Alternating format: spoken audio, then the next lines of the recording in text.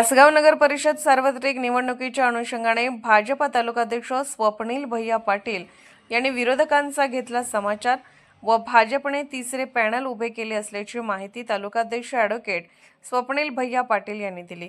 यावेळी पाटील म्हणाले की तासगावात आतापर्यंत आम्हीच तासगावचे मालक आहोत असे समजून 2 गटातच राजकारण होत होते, मात्र आता या दोन्ही गटांना भाजपने तिसरा पर्याय उभा केला आहे।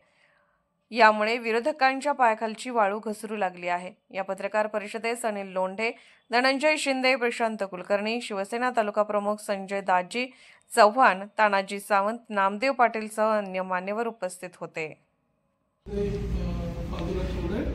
काही ठिकाणी असं वाटते की हे सेटलमेंट झालेले आहे, जाणीवपूर्वक अशा उमेदवार तरी ते त्या वॉर्डामध्ये एकमेकांच्या विचाराने टाकलेले। दुर्दैव असं आहे की इलेक्शन लागले, छाननी झाली, आता प्रचाराचा वेग येईल, परंतु दोन्ही गटाचे नेते याविषयी मौन सोडायला तयार आहेत। हे दुर्दैव आहे।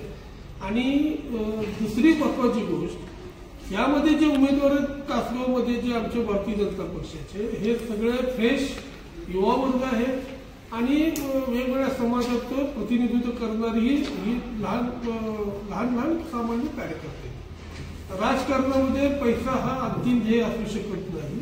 राजकारणामध्ये पैशाच्या जीवावर प्रत्येक निवडणूक जिंकता येत नाही, हे शिकवायची वेळ आता इथं या दोन्ही पॅनेलला आलेले आहे, कारण त्यांचे उमेदवार निवड ही त्याच पद्धतीने झालेली आहे। या पॅनेलमध्ये आमच्या सामान्यच माणसं आहेत, कोण लँड माफिया नाही, कोण वाळू माफिया नाही, कोण मटकावाला नाही, कोण 2 नंबरवाला नाही, कोणी नाही, सगळी फ्रेश माणसं आहेत आणि सर्वसामान्य लोकांची काम करणारी माणसं आहेत। भले त्यांच्याकडे थोडंसं त्यांचं उत्पन्न कमी असेल, त्यांच्याकडे आर्थिक सोर्स कमी असेल, परंतु गरिबांचं पॅनेल विरुद्ध हे श्रीमंतांचे 2 टोळ्या असं त्याचं सर।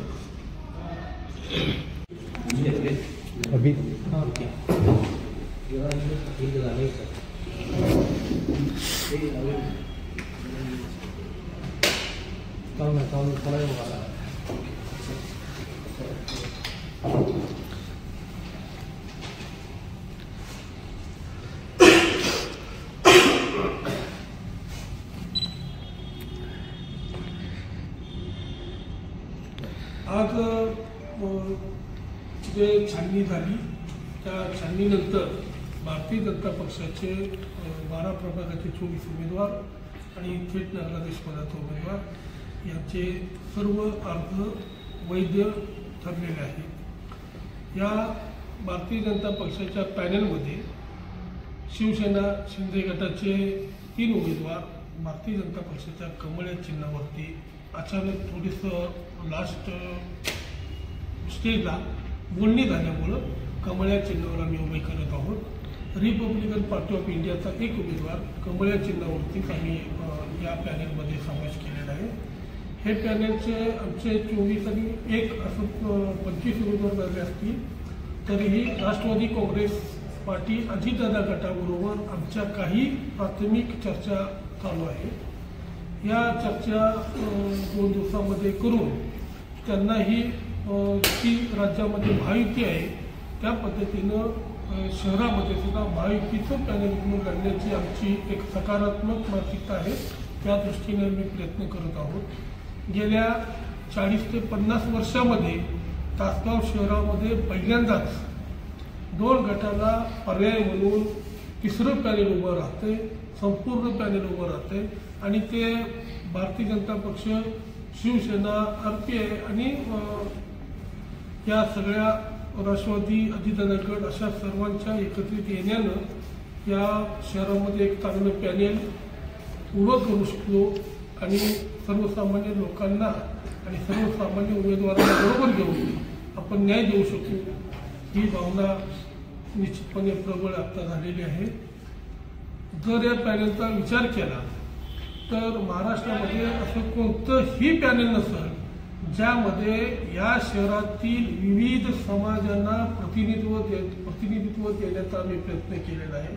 त्या सर्व समाजांना प्रतिनिधित्व देत असताना शहरातील गोरगरीब सगळे आणि सर्वसामान्य सगळे उमेदवार आम्ही पॅनेलमध्ये उभं केलेलं आहे। राजकारणामध्ये आम्ही बघतोय शहरामध्ये की एक उमेदवार ह्या वार्डातून त्या वार्डात जातोय, त्या वार्डातून तिसऱ्या वार्डात उभा राहतोय. हे उभा राहत असताना ते उमेदवारी मागत असताना तासगावचे ज्येष्ठ नेते माजी नगराध्यक्ष अजय काकांनी सांगितलं तसं पैसेवाला उमेदवार पाहिजे अशा मानसिकतेतून विरोधात दोन्ही पॅनल झालेले आहेत.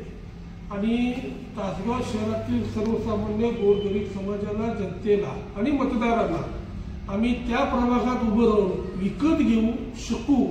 आणि पैसे मी 50 लाख खर्च करणार, 1 कोटी खर्च करणार, 2 कोटी खर्च करणार, ही जे पैशाच्या उन्मादामध्ये जे पॅनेल उभं राहिलेलं आहे. निश्चितपणे तासगावची स्वाभिमानी जनता ह्या गरिबांच्या पॅनेल समोर उभं राहील, भारतीय जनता पक्षाच्या पॅनेल सोबत उभं राहील. आणि पैशाच्या जीवावर आम्ही काही करू शकतो ह्या भावनेतनं जे उमेदवार उभे राहिलेले आहेत त्यांना या निवडणुकीमध्ये नेस्तनाबूत करेल याची मला खात्री वाटते. इच्छुक होते, अजय काका इच्छुक होते, अमोलदादा शिंदे इच्छुक होते. हे सगळ्यात प्रतिष्ठित आणि ज्येष्ठ नेते होते. त्यांना शेवटच्या क्षणापर्यंत वेठीस धरणं, शेवटच्या अर्ध्या तासामध्ये त्यांना फसवणं असले प्रकार ह्या इलेक्शनमध्ये झालेले आहेत. आणि हा दोष कदाचित नेत्यांच्यापेक्षा उमेदवारी मागणाऱ्यांचा आहे. त्याच्यावर वेटेज धरण्याचं कारण काय असं? या सगळ्या लढतीमध्ये त्यांच्या मनोमिलनाच्या ज्या चर्चा चालू होत्या हे मूळ कारण आहे. हे सगळ्यांना वेठीस धरायचं. त्यांना जर वेठीस धरलं नाही आणि शेवटच्या क्षणापर्यंत जर फसवलं नाही तर शहरातील अनेक उमेदवार भारतीय जनता पक्षाकडे त्यांचा ओढा होता, तिकडून उभा राहतील या भीतीपोटी शेवटच्या क्षणामध्ये भाजपच्या पॅनेलमध्ये ही माणसं उभा राहू नये किंवा अन्य कुठल्या पक्षामधून ते उभा राहू नये, अपक्ष उभा राहू नये, बंड करू नये यासाठी शेवटच्या क्षणापर्यंत फसवण्याचं काम त्यांना त्या गटाच्या नेत्यांनी केलेलं आहे. भीती होती त्यांना भीती, अजूनही भीती आहे त्यांना. हे जे अपक्ष आता राहिलेले हे जर सगळेच मिळून जर आम्ही हे ताकद लावली, त्यांनी मदत केली, आम्हाला चांगला सकारात्मक प्रतिसाद दिला तर निश्चितपणे धक्कादायक निकाल या सांगली जिल्ह्यात तासगावमध्ये नाही. तिसरं पॅनल लागलं नसतं भाजपचं तर त्या दोघांची युती झाली असतं का असं वाटतंय का? तिसरं तुमचं पॅनल लागलं काय वाटतं? लोकांचं असं मत आहे